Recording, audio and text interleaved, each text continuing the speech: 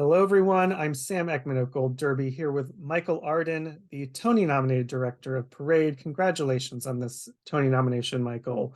Um, this production, I was thinking about this story the other day because every time I see a version of Parade, I realize, the story of Leo Frank was not something that was taught to me in history class, and I think it's not taught to many. So this musical, I think, serves as many folks' first time discovering this story. So what does it mean to you to kind of be people's introduction to it with this production? Well, that question in and of itself, I think, is like the whole ennui of why I think doing the show is so important, and why I think, I think because the whole point of the piece to me is that if we don't sort of grapple with the trauma and our history of our past, we are bound to repeat it. And so just hearing that this was not something you learned about in school, it wasn't for me either. I grew up in the South, and I feel an enormous responsibility to be as accurate, as clear, and as engaging as possible, so people get clear information, that they understand that these people really lived, they really died, and so that we can examine how this happened. It's we're bound to repeat ourselves if we don't really look at what's under the rocks that we stand on, even as ugly as it might be. And what beyond that, was there anything, about right now that really made you think this is what, this story needs to be told at this particular moment? I mean, I think we're seeing, unfortunately, everywhere, and I think so much of that has to do with how we consume media now. Mob mentality overtaking the rules of justice that we have subscribed to. I think it's how can we salute how can someone salute the American flag, and also storm the Capitol? We have, if we are indeed going to say we are going to make these rules in which our society must align within, I think we have to follow them. So I think it's looking at hypocrisy. It's looking at what happens when like I said, the traumas and the tears of our past overwhelm what we have decided to do and be as a country. So it just felt really important that now we look at that, because we're seeing this, the absence of it and the vacuum of it, all around us. And for better or worse, and I hope for the better, we are seeing it more. At least it's not in the shadows, because it's the evil you can see, I guess, is better than the evil you can't. Because at least you can begin to have a conversation about it and find a way to maintain it or get rid of it. Absolutely. And this production too is the transfer of the encores, where it was originally staged. And those encores productions are by design generally very stripped down. There's no, insane sets going on. And I'm curious what happens when you go into that process in a kind of scaled down production. Like, what comes to the surface as a result of that? I mean, we're really focusing on the text and making sure that the story is told through people. I think, people are our greatest, our biggest element here. And obviously, that includes the orchestra. But I was lucky enough to have an incredible creative team working with me, and we did a ton of dramaturgy work and a ton of pre-planning, because, you only have about 8 days to put it together and 1 day to tech it. So it was kind of madness, but we were all really on the same page at the beginning. And luckily I worked with such an incredible team of actors, who not only take care of each other so well, but are constantly digging for a deeper version of the truth. And so I gotta say, it was just such a blessing that all those stars aligned, and everyone both said yes and then showed up with 110% of themselves in the process. Speaking of some of those actors, I had spoken to Alex Joseph Grayson a while back, and he told me that actually during the rehearsal period, you used pride flags in lieu of Confederate flags. Can you talk about why that was an important shift for you in that process? Well, one, nobody needs that in their creative space where we're supposed to be able to be vulnerable and free. And, those symbols are for the audience, not for us, because the characters in the play, for the most part, are bearing those Confederate flags with a sense of pride. And I thought, okay, well, how can we, without making ourselves completely miserable and traumatized in the rehearsal process, like what is our version of that? What did they march down the street with and carry, and is there an equivalent? And I thought, hey, like a pride flag would be that is the same energy which they would wave it, is how we do that at in June and throughout the year as New Yorkers, most of us at least. So that was kind of like, yeah, of course. It not only like solved a problem, but helped us get to an understanding of what that might represent, an equivalency. Yeah, because there is some, even beyond just the Confederate flag imagery, there's a lot of brutal material here. I mean, Ben Platt certainly has to go through a lot of intense stuff, especially at the end. What is it like collaborating with him through that material?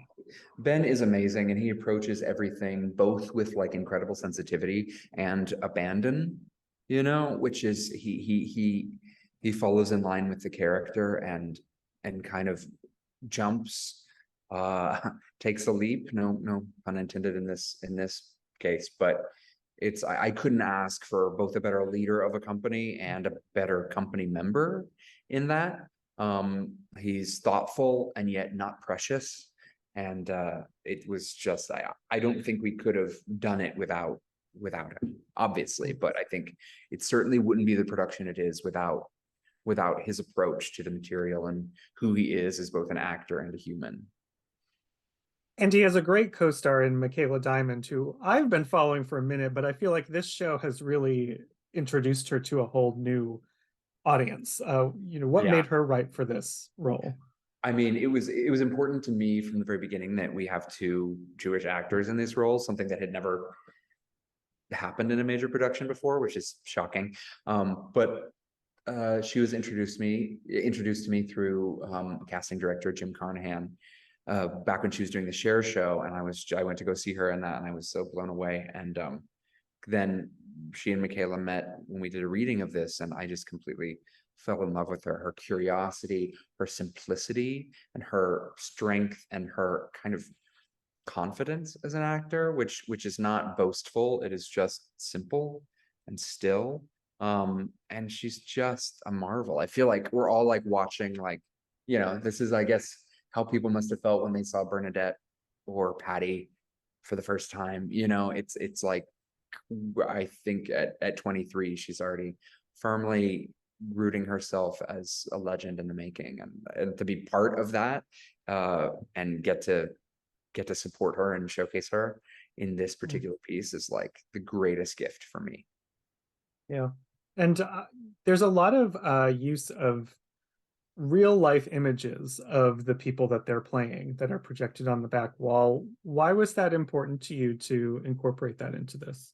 It felt really vital to me that we constantly, without becoming distracting, support the play, the drama of the play, with a sort of parallel reminder to the audience that these people lived and died and breathed, and this happened.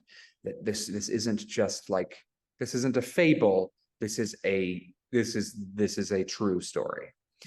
Obviously there's dramatic license and they didn't sing probably in the, but yeah, it was important to look at the faces of these people, also to be able to like give the audience a chance to both look at the actor and the real person at the same time, acknowledge that they aren't the same. We're not doing impressions here. We're doing a dramatic interpretation of something real, so that the audience can kind of put both together in their minds and hold it at once. And I think the audience having to do that automatically engages them in a way that is like really exciting. So it gives the audience it's a challenge for the audience, but one that hopefully engages them in a way that they might not otherwise be. I would also love to shout out, this is your second production on Broadway this season.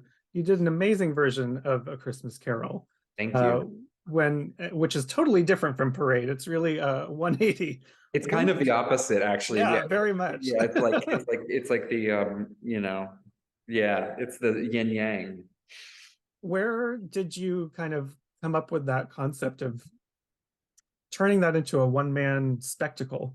Well, Jefferson wanted to do Christmas Carol, and a friend of ours put us in touch named Matt Shackman, who was running the Geffen at the time.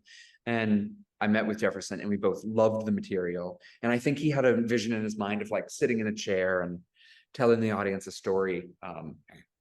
And I had other plans for it. I really wanted to make something scary. I mean, Dickens wrote this ghost story to scare the Dickens out of people, because that's what happened to Scrooge. And so I wanted to put the audience kind of in that same emotional echo chamber as Scrooge was in his Dark Night of the Soul.